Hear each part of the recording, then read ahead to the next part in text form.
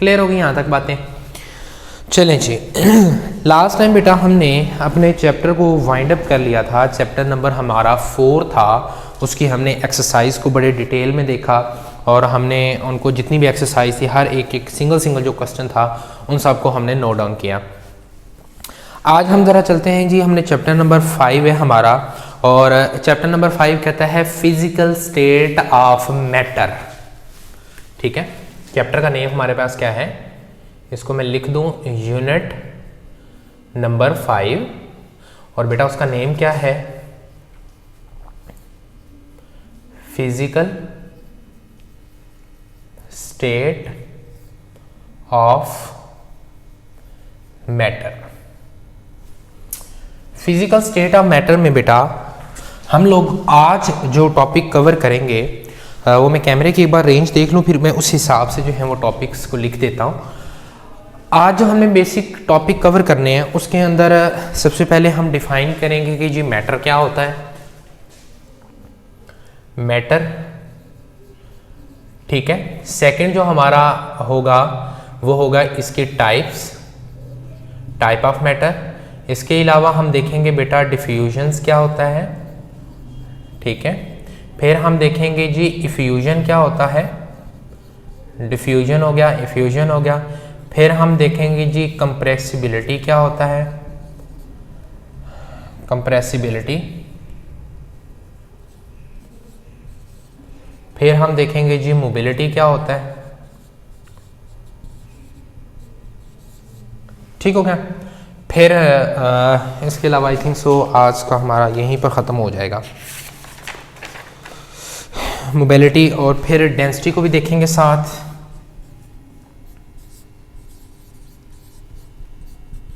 और साथ ही हम लोग आज कवर कर लेंगे प्रेशर को। इन तमाम तर जो आज का हमारा टॉपिक होगा, जो आज का हमारा लेक्चर होगा, उसमें ये वाले टॉपिक्स आपके शामिल होंगे, और इंशाल्लाह इन तमाम तर टॉपिक्स को हम बड़ी डिटेल के साथ थारोली डिस्कस करेंगे। चलिए बेटा बढ़ते हैं ये अपने टॉपिक की जानिब। हमारा टॉपिक नंबर जो लेक्चर है उसमें जो टॉपिक नंबर 1 है वो है हमारे पास मैटर। अगर मैं मैटर की बात करता हूँ कि आप जी डेफिनेशन करें डिफाइन मैटर, तो मैटर को मैं कुछ इस तरीके से डिफाइन कर सकता हूँ कि matter is anything that occupies space and having mass. दुनिया की कोई भी ऐसी चीज़ जो तो जगह घेरती हो, ठीक है, वो कुछ न कुछ क्या रखती हो, स्पेस रखती हो, और उसका प्लस कुछ न कुछ क्या होना चाहिए, मैस होना चाहिए। उसको आप क्या कहते हैं बेटा, मैटर कहलाते हैं। मैं अगर इस मार्कर की बात करता हूं तो ये मार्कर मेरे पास जो है बेटा ये मैटर है। मैटर क्यों कहलाता है, इसने कुछ न कुछ जगह घेरनी है। इसे मैं यहाँ पे रख दूं, इसे मैं बैग में रख दूं, मैं इसे दुनिया में कहीं पर भी ले जा के रख दूं, इसका कुछ ना कुछ मैस है और कुछ ना कुछ ये क्या कर रही है, जगह घेर रही है, तो that is also a matter. अगर मैं बात करता हूं जी, ये मेरे पास बुक पड़ी हुई है, ये बुक है केमिस्ट्री की। ये बुक में आपके पास वजन भी है, इसका कुछ ना कुछ वेट है, और ये कुछ ना कुछ क्या कर रही है, जगह भी घेर रही है। फॉर एग्जाम्पल मैं आपको कहता हूं कि इसका जगह घेरे ही नहीं है, ऐसा पॉसिबल ही नहीं है। ये जगह घेरेगी और कुछ ना कुछ इसका क्या होगा, मैस होगा, तो ये आपके पास क्या कहलाएगी बेटा, मैटर कहलाएगी। तो मैटर की, अब गैस है, हमारे एटमॉस्फेयर में गैस मौजूद है, हमारा इर्द गिर्द है, वो जगह घेर रही है, हमें आल्दो वो फील नहीं होता। मेरा ये कमरा है, कमरे के अंदर हर तरफ क्या मौजूद है, गैस के पार्टिकल्स मौजूद हैं। तो बेटा उन्होंने एक खास वॉल्यूम रखा, हाँ उनके अंदर मॉलिक्यूल में स्पेस बहुत ज्यादा होती है, मैं उनको इकट्ठा करके छोटी सी जगह पे इकट्ठा जरूर कर सकता हूं, लेकिन उनको मास वॉल्यूम उनका जीरो नहीं कर सकता। तो मैटर क्या हुआ, आपके पास कोई भी ऐसी चीज जो जगह घेरे, यानी कि उसका वॉल्यूम हो और उसका साथ क्या होना चाहिए, मैस होता हो, वो मिला के लाएगा मैटर। और मेरे बेटे मैटर को हम, एक मैटर होता है हमारे पास सॉलिड स्टेट में, एक मैटर हमारे पास होता है बेटा लिक्विड स्टेट में, और मैटर हमारे पास किस स्टेट में होता है, गैसियस स्टेट में। तो मैं कह सकता हूं कि सॉलिड मैटर की 3 टाइप हैं, सॉलिड, लिक्विड और गैस। एक फोर्थ स्टेट है, उसको हम कहते हैं प्लाज्मा। उसे हम क्या कहते हैं बेटा? प्लाज्मा कहते हैं। लेकिन उसको यूनिवर्सली अभी इसमें एक्सेप्ट नहीं किया हुआ। वैसे फिफ्थ भी है, वो न्यूटन वाला और वो कोल्ड बॉडी वाला, वो चूंकि अभी एक्सेप्टेड नहीं है। आपकी बुक में सॉलिड, लिक्विड और गैस 3 स्टेट को बयान किया हुआ है, हम 3 को ही पढ़ेंगे, हमने अभी प्लाज्मा को डिस्कस नहीं करना। तो matter is anything in the universe that occupy space और volume and having mass is called matter, solid, liquid और गैस होती है। यहां तक बातें क्लियर होगी? इसके बाद हम बेटा जरा बात करते हैं कि जो डिफ्यूजन क्या होता है। अब इसकी प्रॉपर्टीज हैं, इसको मैं क्या लेता हूं जी? Properties of gas. गैस की पहले हम गैस को पढ़ेंगे। गैस के बारे में आप बचपन से पढ़ते आए हो बेटा कि गैस दुनिया की कोई भी ऐसी चीज है जिसके अंदर क्या होता है कि मॉलिक्यूल एक दूसरे से बहुत दूर होते हैं।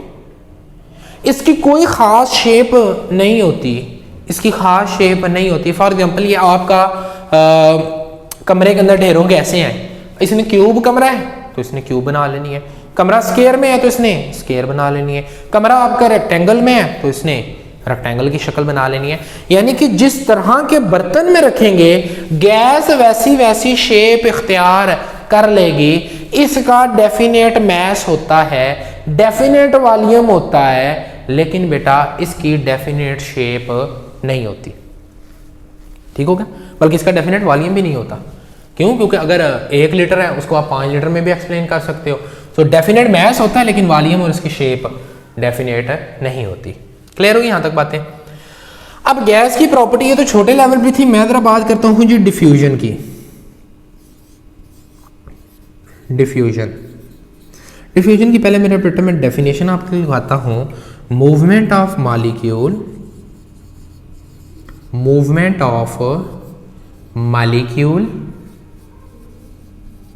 पहले डेफिनेशन लिखें, from area of high concentration to area of low concentration. Molecule की मूवमेंट को डिफ्यूजन कहते हैं, लेकिन वो वाली डिफ्यूजन जिसमें मॉलिक्यूल एक हाई कंसंट्रेटेड एरिया से, बात को फॉलो करना है, हाई कंसंट्रेटेड से मुराद है ऐसा इलाका जिसमें मॉलिक्यूल की कंसंट्रेशन बहुत ज्यादा पाई जाती हो, से उस जगह पर जाना जहां पर कंसंट्रेशन क्या होती है? लो होती है। वो क्या कहलाता है बेटा? डिफ्यूजन कहलाता है। क्या कहलाएगा बेटा? डिफ्यूजन। मैं बेटे आपको एग्जांपल देता हूं कि फॉर एग्जांपल मैंने क्या किया जी? परफ्यूम ले लिया, बड़ा अच्छा मैंने परफ्यूम ले लिया और उस परफ्यूम को कमरे के एक कॉर्नर के अंदर मैंने ले जाकर ओपन किया या स्प्रे किया।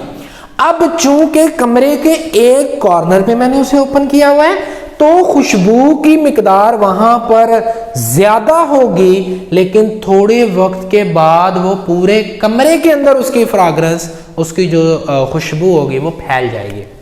क्या करेगी? पूरे कमरे में उसकी खुशबू फैल जाया करती है। तो जहां पर मैंने ओपन किया वहां पर उसकी कंसंट्रेशन थी ज्यादा, अब उधर जा रही है जहां पर उसकी कंसंट्रेशन बेटा क्या हो गई है? कम हो गई है। इस प्रोसेस को क्या कहते हैं? डिफ्यूजन कहलाता है। एग्जांपल में बेटा आप लिख लेंगे स्प्रेडिंग ऑफ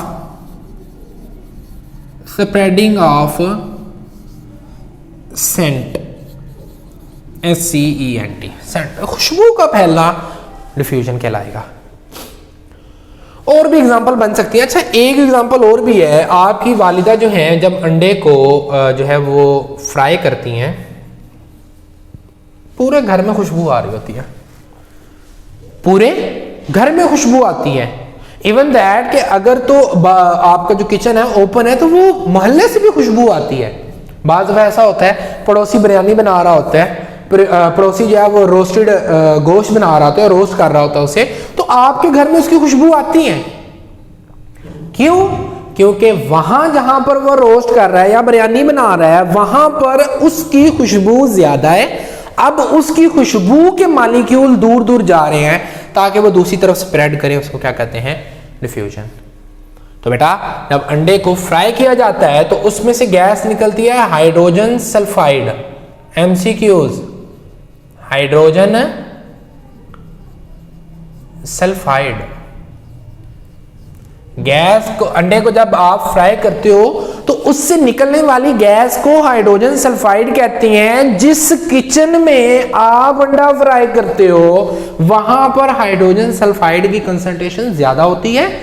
अब यहां पर ये कमरा है मेरा, किचन है, इधर कंसंट्रेशन ज्यादा है तो मॉलिक्यूल यहां से भाग भाग के, खिड़कियों से, दरवाजों से, सुराखों से भाग भाग कर उधर जाएंगे जहां पर अंडा फ्राई नहीं हो रहा, क्योंकि वहां पर अगर अंडा फ्राई नहीं हो रहा तो हाइड्रोजन सल्फाइड के मॉलिक्यूल की वहां पर कंसंट्रेशन भी कम होगी, वहां पर उसकी कंसंट्रेशन भी क्या होगी, कम होगी।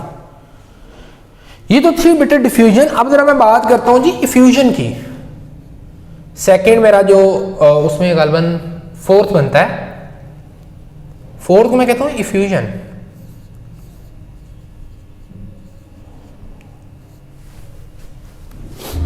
जैसी डिफ्यूजन है वैसी इफ्यूजन है।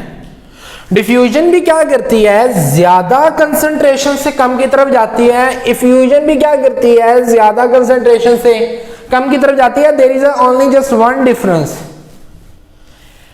डिफ्यूजन के अंदर मॉलिक्यूल एक दूसरे के साथ टकराने के बाद जो है दूसरे को धक्का देते हैं। एक मॉलिक्यूल दूसरे के साथ टकरा के धक्का देता है, उसके साथ टकरे मार मार के धक्का देता है, लेकिन इफ्यूजन में ऐसा नहीं होगा। इफ्यूजन के अंदर क्या होता है कि बेटा आपने किया, एक कंटेनर लिया, एक क्या कर लिया आपने, कंटेनर ले लिया। ये यहां पे मैंने ले लिया जी कंटेनर, ये कंटेनर ले लिया, इसके अंदर मैंने जी कोई भी गैस भर दी। इसके बल्कि दो पार्ट कर लेता हूँ, ज़्यादा अच्छी एग्जांपल दे देता हूँ। इसमें मैं NO2 गैस भर देता हूँ, ठीक है, बल्कि N2O भर देता हूँ। और ये बेतहाशा इसमें क्या मौजूद है, N2O के मॉलिक्यूल्स मौजूद हैं। ये वाले कंटेनर में कुछ नहीं भर रहा। अच्छा, इस गैस को लाफिंग गैस भी कहते हैं। अगर फॉर एग्जाम्पल आप इसे थोड़े टाइम के लिए स्मेल करते हो तो फिर आप हंसना शुरू कर दोगे। मतलब ये थोड़ा सा जो है वो दिमाग के ऊपर असर करती है, इफेक्ट करने के बाद आपको प्लेयर का एहसास दिलाती है, ठीक है। चले, अब क्या हुआ कि आपने जब बेटा इसको सेपरेट कर दिया, एक कंटेनर के लिया, उसके दो पार्ट कर दिए, एक में नाइट्रोजन को भर दिया, नाइट्रोजन डाइऑक्साइड को, इसमें डाई नाइट्रोजन ऑक्साइड को भर दिया और दूसरा खाली रख दिया, तो आप क्या करें, इसमें इतना छोटा सुराख करें कि जब गैस के मॉलिक्यूल आए इसके पास दीवारों के साथ टकराने के बाद, जैसे ही इस तरफ आए सुराख के, तो ये इतना छोटा सुराख हो कि मॉलिक्यूल एक एक एक करके बाहर निकले। इस प्रोसेस को क्या कहते हैं बेटा, इफ्यूजन। इफ्यूजन की डेफिनेशन हमारे पास क्या होगी, मैं कहूंगा movement of molecule, movement of molecule from area of high concentration, high इससे रिप्रेजेंट करता हूं, कंसंट्रेशन के शॉर्ट स्पेलिंग CONC लिखते हैं, लेकिन आप कंप्लीट लिखोगे high concentration to lower area with less pressure, जिसमें लेस क्या होना चाहिए, प्रेशर होना चाहिए, इन सच अ वे दैट, इस तरह वो बाहर निकले, वो मॉलिक्यूल इस तरह बाहर निकले कि एक एक मॉलिक्यूल सुराख से बाहर आए, that molecule, single molecule, molecule pass through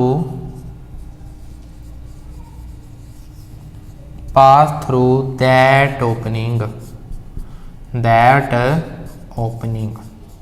अच्छा, कभी आपके साथ ऐसा हुआ है, बाइक या चला रहे हो आप, बाइक के अगर आप ड्राइवर हो या आप बेटा साइकिल के ड्राइवर हो, आपने कभी देखा होगा कि आपका जो साइकिल है या आपका जो बेटा मोटरसाइकिल है वो बड़े अरसे बाद पंचर होता है, जैसे हफ्ते बाद हवा उतार देगा, पंचर चेक कराते हो तो वो मिलता नहीं है।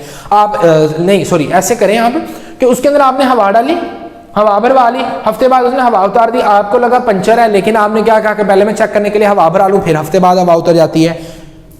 यानी कि आप उसमें हवा भरवा रहे हो, फौरन नहीं निकलती, वो हवा निकलती है हफ्ते 2 दिनों बाद जाके वो कम हो जाती है हवा।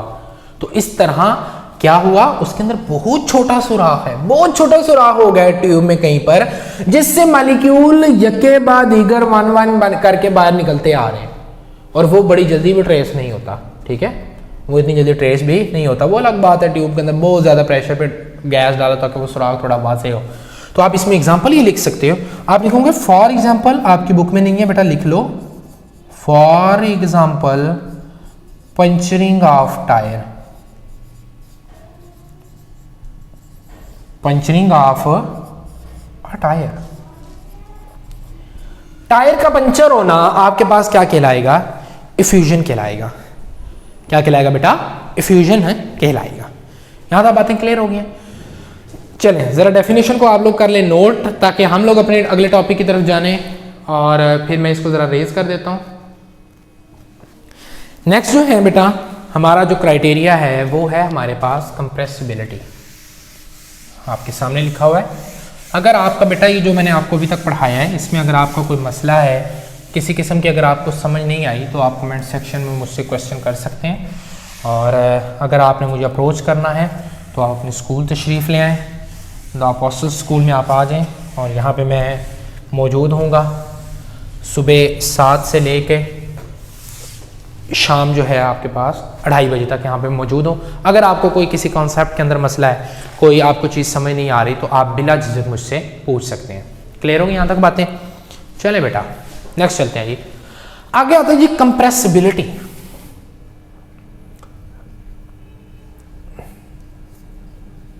कंप्रेसिबिलिटी, अच्छा, उर्दू में मतलब होता है दबाए जाने के काबिल।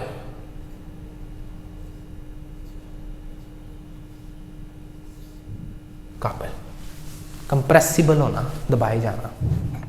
मार्कर है ना, इसको मैं दबाने लग जाऊं, जितना मर्जी मैं अपना बला का जोर लगा दूं इसके ऊपर, ये दबेगा नहीं, ये वैसे ही रहेगा एज इट इज।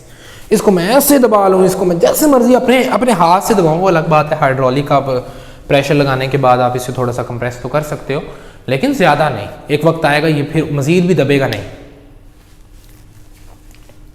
लिक्विड को आप कंप्रेस कर सकते हैं लेकिन थोड़ी मिकदार में, गैस को आप बहुत ज्यादा कंप्रेस कर सकते हो। ये पूरे कमरे के जो आपके पास गैस मौजूद है, इसको मैं उठा के 16 किलो के सिलेंडर में ऐसे भरूं कि ये सिलेंडर के अंदर सारी की सारी गैस पूरी आ जाएगी जो इतनी आपके कमरे के अंदर मौजूद है। और सिलेंडर फिर में और भी आ सकती है, बेशक 2 कमरों की मिला लो। क्यों? क्योंकि गैस के जो मॉलिक्यूल है बेटा वो बहुत ज्यादा दूर होते हैं। अगर मैं सॉलिड की बात करता हूं, आप पहले पढ़ के भी आए हुए हो सॉलिड के अंदर छोटी क्लासों में, फिर आपके पास होता है लिक्विड आ जाता है, फिर आपके पास मेरे बेटे आ जाता है गैस आ जाती है। अगर मैं सॉलिड की बात करता हूं तो इसके मॉलिक्यूल एक दूसरे के साथ चिमटे हुए होते हैं। इसको अगर मैं माइक्रोस्कोपिकली आपको दिखाऊं ओपन करके, तो एक मॉलिक्यूल ऐसे, दूसरा मॉलिक्यूल ऐसे होता है, एक दूसरे के बिल्कुल साथ चिमटे होते हैं, तो सॉलिड कहलाता है। अब देखो इसको मैं बेटा जितना मर्जी दबा लूं नहीं दबेगा, क्योंकि आपकी गुंजाइश ही नहीं है। अगर मैं लिक्विड की बात करता हूं तो मॉलिक्यूल में थोड़ा थोड़ा क्या होता है, गैप होता है। अगर माइक्रोस्कोपिकली इसकी मैं इमेज बनाऊं तो एक मॉलिक्यूल ऐसे होगा और दूसरा मॉलिक्यूल कुछ ऐसे होगा। अगर मैं बेटा सॉलिड की बनाऊं तो सॉलिड की कुछ यूं होती है, और एक मॉलिक्यूल यहां पर है तो दूसरा मॉलिक्यूल कहीं यहां पर जाकर होता है। मॉलिक्यूल का जितना साइज होता है, for example let's say for example इस मॉलिक्यूल का कुछ साइज है x, तो दूसरा मॉलिक्यूल इसके साथ होगा वो 300x के बराबर होगा। इसके साइज से 300 गुना के फासले पर होगा। This is also a important MCQs. तो बेटा हमने देखा कि सॉलिड के अंदर मॉलिक्यूल एक दूसरे के साथ चिमटे हुए हैं और चिमटे हुए को मैं दबा नहीं सकता।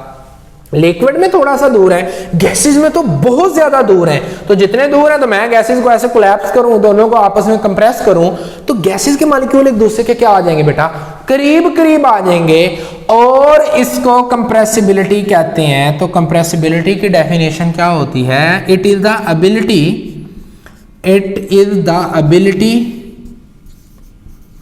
एबिलिटी, ये एक खसूसियत है of gas to be compressed. ये गैस की एक प्रॉपर्टी है कि उस पर प्रेशर अप्लाई करो वो क्या हो जाए, कंप्रेस हो जाए, वो दब जाए। इसको आप क्या कहते हैं बेटा? उसकी कंप्रेसिबिलिटी कहते हैं। क्या कहेंगे हम इसको? कंप्रेसिबिलिटी कहेंगे। अब गैस के अंदर सबसे ज्यादा कंप्रेसिबिलिटी पाई जाती है। गैस की जो कंप्रेसिबिलिटी है वो सबसे ज्यादा पाई जाती है क्योंकि इसके मॉलिक्यूल में गैप बहुत ज्यादा होता है। क्वेश्चन आता है why gases are compressible. Question ऐसे नहीं आता कि व्हाई कंप्रेसिबिलिटी, क्वेश्चन आता है व्हाई गैसेस आर कंप्रेसिबल। तो आप लिखेंगे बिकॉज, वजह बताओ। शाबाश मेरे बेटे, अब तो आपको आनी चाहिए वजह।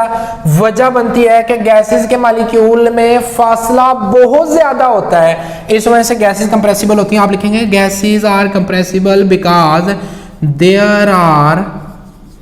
there are large empty space, वहां पर बहुत ज्यादा खाली क्या पाई जाती हैं बेटा, जगह पाई जाती हैं बिटवीन गैस मॉलिक्यूल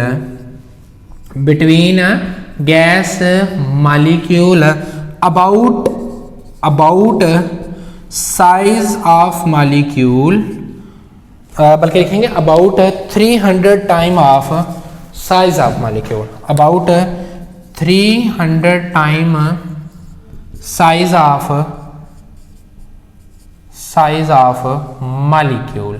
molecule के साइज से 300 गुना के फासले पर पाई जाती है। इसको मेरे बेटे हम लोग क्या कहेंगे? कंप्रेसिबिलिटी। और ये क्यों शो करती हैं उसका आंसर यहां से लेकर यहां तक लिखना है to secure your 3 marks in your short question. Clear हो गया? अपने 3 नंबर शॉर्ट क्वेश्चन में बनाने के लिए ये तो आपको लिखना पड़ेगा। चले बेटा नेक्स्ट चलते हैं जी। हमारे पास नेक्स्ट आती है जो मोबिलिटी। जैसे कंप्रेसिबिलिटी है वैसे ही हमारे पास क्या है, मोबिलिटी भी है। और ये मेरा नंबर गालबन 6 ही बनता है, मोबिलिटी।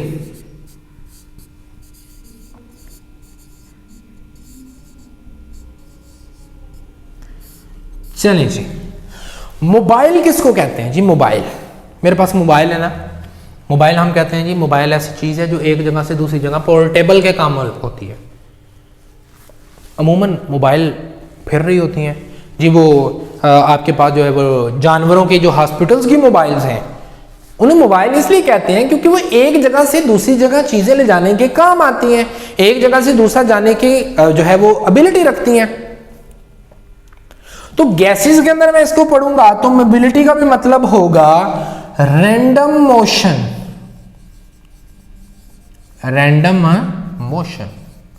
बेतरतीबी मोशन। उर्दू में क्या कहेंगे? बेतरतीबी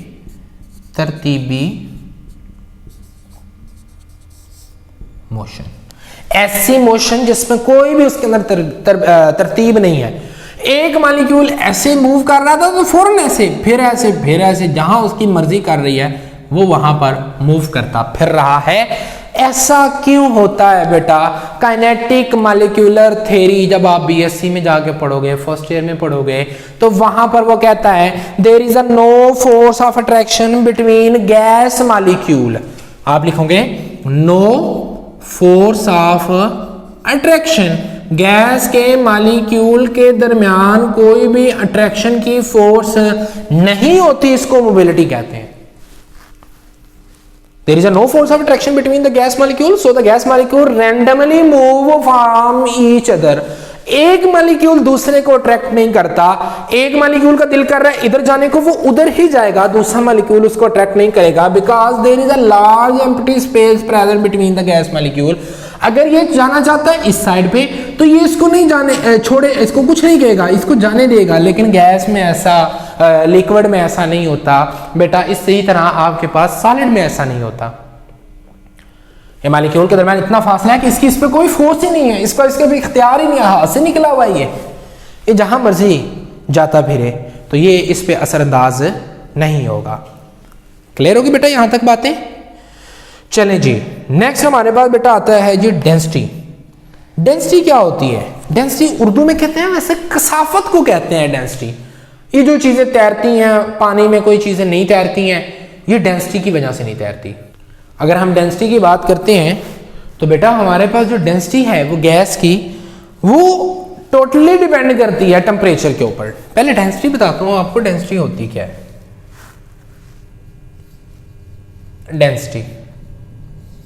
डेंसिटी का सिंबल होता है बेटा ये, इसको पढ़ा जाता है रो।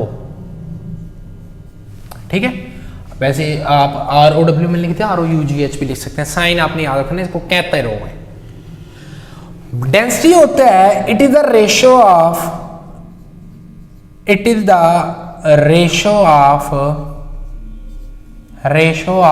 mass and volume. It is a ratio of mass and volume, and density is equal to, ratio है किसकी? मैस और वॉल्यूम की। जितना मैस, अब यहाँ पे एक नॉमिनेटर में, एक डिनोमिनेटर में, आपको पता है जो ऊपर जितनी वैल्यू बड़ी होगी और नीचे जितनी छोटी होगी उतना आंसर बड़ा आता है। ठीक है, फॉर एग्जांपल मैं क्या करता हूँ जी, मैं 2-4 फर्जी वैल्यू ले लेता हूँ। मैंने कहा जी 10 को डिवाइड करो जी 5 के ऊपर कर लो, बड़ी वैल्यू से। फिर अब मैं कहता हूं जी 10 को डिवाइड कर दो जी छोटी वैल्यू से। ऊपर वाली वैल्यू सेम है, नीचे वाली में फर्क आ रहा है। नीचे अब मैंने पहले वॉल्यूम ज्यादा लिया तो आंसर आया 2। अब मैंने नीचे वॉल्यूम क्या लिया? थोड़ा लिया तो आंसर आ गया ज्यादा। तो ये भी बात साबित है कि अगर नीचे वाली वैल्यू, डिनोमिनेटर वाली वैल्यू जो है वो बड़ी होगी तो आंसर जो होगा या डेंसिटी जो होगी वो कम होगी। जितनी नीचे वाली वैल्यू कम होगी उतनी डेंसिटी या उसका आंसर क्या होगा? ज्यादा होगा। तो बेटा मैं ऐसे कह सकता हूं डेंसिटी इज, एक्चुअली आप लिखोगे density is a ratio of mass and volume. Density is equal to mass और volume if the volume is large, या if the volume of a gas is greater then the density will be smaller. If the volume of gas, ये आपने लिखनी है बातें, if the volume of a gas is smaller then the density will be greater. तो volume जो होता है, volume is affected by temperature. Volume is affected by temperature.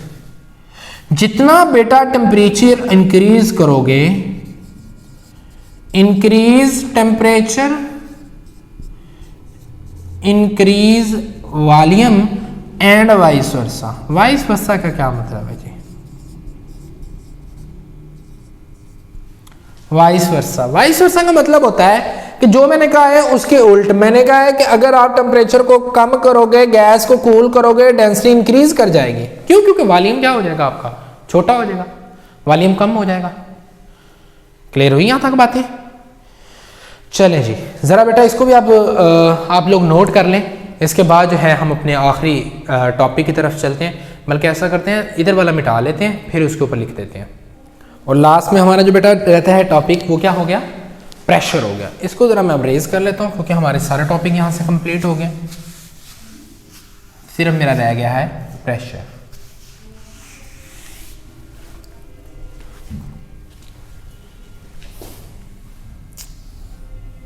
इसको मैं जरा बॉक्स में कर रहा हूँ ताकि आप समझ आए।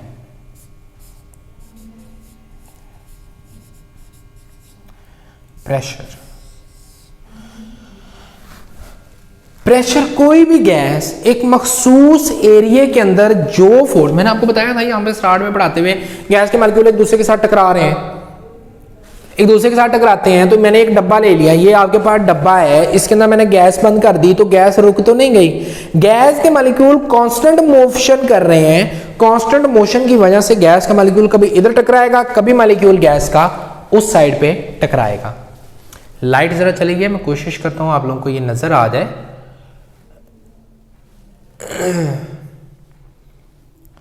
अब गैस के मॉलिक्यूल क्या कर रहे हैं बेटा, टकरा रहे हैं कॉन्स्टेंटली। इस पे बेटा आप थोड़ा सा कंप्रोमाइज़ कीजिएगा, असल में लाइट का थोड़ा सा मसला है, तो बिजली जो है वो कल से तंग कर रही है।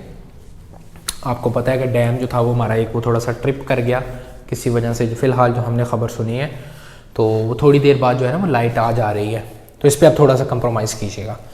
तो प्रेशर क्या होता है बेटा, फोर्स पर यूनिट एरिया। अच्छा मैं सॉरी आपको बता रहा था, एक गैस को मैंने डब्बे में रखा बेटा, जब मैंने डब्बे में रखा है तो गैस के मॉलिक्यूल लगातार डब्बे की दीवारों के साथ टकरा रहे हैं। वो जो टकरा रहे हैं वो एक खास ड्यूरेशन के अंदर, एक खास एरिया के अंदर उसके साथ ऊपर कुछ ना कुछ क्या लगा रहे हैं, फोर्स लगा रहे हैं।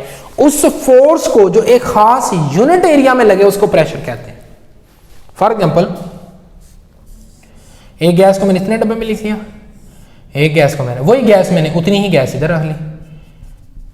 इधर गैस के मॉलिक्यूल ज्यादा क्लोज हैं, ये ज्यादा जाकर टकराएंगे। क्यों? क्योंकि गैस का वही है, फोर्स तो उतनी है ना जितनी वो यहां पे भी लगाएंगे, यहां पे भी फोर्स उतनी ही लगाएंगे, लेकिन यहां पे एरिया कम है, यहां पे एरिया ज्यादा है। Force is actually pressure is actually force over unit area.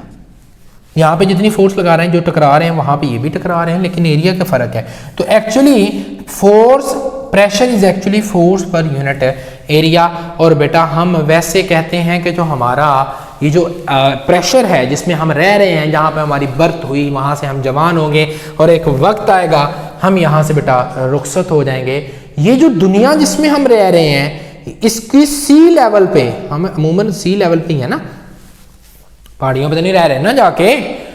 तो ये जो जिस जगह पे हम रह रहे हैं इसको बेटा क्या कहते हैं आप, सी लेवल कहते हैं। और सी लेवल पे जो आपके पास प्रेशर लग रहा है इसको कहते हैं एटमॉस्फेरिक प्रेशर। क्या कहते हैं बेटा? एटमॉस्फेरिक प्रेशर कहा जाता है। तो 1 इसको रिप्रेजेंट किया जाता है 180 mm। 1 atmospheric pressure is equal to बेटा आपके पास होता है 760 millimetre of Hg। 760 millimetre of Hg।